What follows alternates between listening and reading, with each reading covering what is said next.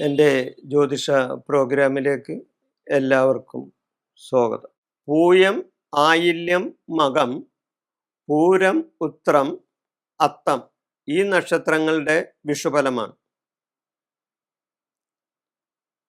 പഞ്ചാംഗ വിധിപ്രകാരമുള്ള വിഷുഫലമായി ഈ നക്ഷത്രങ്ങൾ അന്ത്യഷഡ്ഗത്തിലാണ് വരുന്നത്. ഈ നക്ഷത്രങ്ങളിൽ ജനിച്ചവർക്ക് വിഷുഫലം വളരെയധികം ഗുണം കിട്ടുന്ന അവസ്ഥയായിരിക്കും. കാര്യപ്രാപ്തി ഉണ്ടായിരിക്കും ഇവർക്ക്. കാര്യവിജയങ്ങൾ ഉണ്ടാവും. വിചാരിക്കുന്ന പല കാര്യങ്ങളും ഇവർക്ക് നേടാൻ സാധിക്കും. മേലാധികാരികളുടെ പ്രീതി ഇവർക്ക് ലഭിക്കും. സ്ഥാനമാനങ്ങൾ ഇവരെ തേടി വരും.